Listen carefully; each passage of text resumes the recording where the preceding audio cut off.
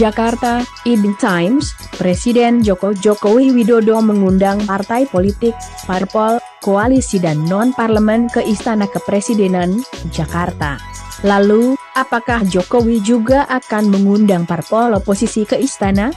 Kepala Badan Komunikasi Strategis DPP Partai Demokrat, Herzaki Mahendra Putra, tak ingin menjawab hal itu.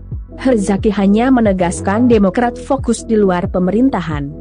Intinya sampai saat ini kami, Partai Demokrat, fokus di luar pemerintahan, kami fokus terus kritisi pemerintahan. Kalau kami tidak kritis, kalau kami tidak mengingatkan pemerintah bahaya besar nih, kata Herzaki, saat dihubungi, Kamis, 2 September 2021. Herzaki tegaskan Demokrat berkoalisi dengan rakyat. Herzaki menjelaskan penanganan COVID-19 yang dilakukan pemerintah belum maksimal. Karena itu, dia mengatakan Demokrat akan terus mengkritisi kinerja pemerintahan. Karena nyawa rakyat taruhannya, bila COVID-19 tidak ditangani dengan baik, ucapnya. Lebih lanjut, Herzaki mengatakan Partai Demokrat berkoalisi dengan rakyat, seraya menegaskan Demokrat tidak berminat bergabung dalam koalisi pemerintah. Jadi kami gak minat untuk bicara mengenai koalisi dengan pemerintah. Gak minat, karena kami berkoalisi dengan rakyat. Kami menolak tegas berkoalisi dengan pemerintah, dia menambahkan. 2. PKS mau diundang ke Istana, tapi sebagai oposisi Ketua DPP PKS, Mardani Alisera, mengatakan PKS juga mau bertemu Jokowi bila diundang Jokowi. Dengan catatan PKS akan menghadiri undangan sebagai partai oposisi. Terkait apakah pihak Istana sudah mengirim undangan ke PKS untuk bertemu Jokowi, Mardani mengaku tidak mengetahuinya. PKS istiqomah di kami oposisi. Kalaupun diundang, PKS akan kasih masukan penanganan pandemik dan perbaikan kondisi sosial ekonomi rakyat yang berat sekali. Untuk bertemu Jokowi bisa dengan hadir atau melalui virtual, itu tergantung kondisi, kata Mardani. Dihubungi terpisah, Kamis tanggal 3. Beda pandangan pengamat bila Jokowi undang oposisi ke Istana. Pengamat politik Universitas Al-Azhar Indonesia, Ujang Komarudin memperkirakan Jokowi tidak akan mengundang oposisi ke Istana Kepresidenan. Namun, untuk sekadar komunikasi hal itu masih memungkinkan, tambah Ujang.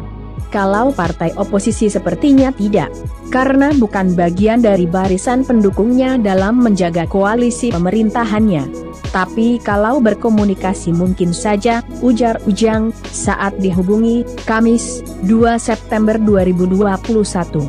Menurut Ujang, Jokowi mengundang parpol koalisi dan non-parlemen untuk konsolidasi agar kinerja pemerintahan tidak terganggu, terlebih dalam menangani pandemik COVID-19.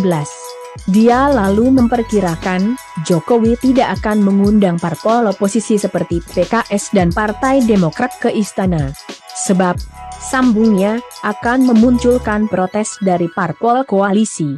Karena kalau PKS dan Demokrat diundang juga, itu akan memantik protes dari partai-partai pendukung Jokowi, sambung dia. Sementara itu, pengamat politik dari Universitas Paramadina Henry Satrio mendukung bila Jokowi mengundang oposisi ke Istana. Henry mengatakan, Jokowi akan menciptakan konsolidasi yang sangat baik bila mau mengundang oposisi ke Istana. Namun, bila hal itu terjadi, Henry mengingatkan Jokowi agar tidak berbicara kekuasaan ke PKS dan Demokrat. Dengan mengundang oposisi ke Istana, masyarakat bisa melihat kekompakan para pemimpin-pemimpin kita. Nah, yang harus disiapkan oleh Demokrat dan PKS adalah masukan-masukan kritis untuk Presiden. Sementara Pak Presiden juga akan mempersiapkan program-program yang ingin didukung oleh PKS dan Demokrat pastinya, papar Henry.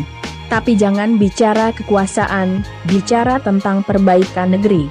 Bicara tentang pembangunan negeri, tambahnya.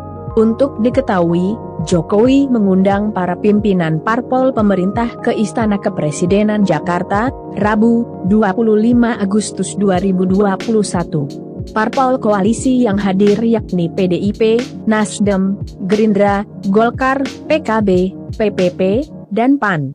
Lalu kemarin, Jokowi mengundang parpol pendukung non-parlemen. Dalam pertemuan itu, hadir pimpinan dari PKPI, Hanura, Perindo,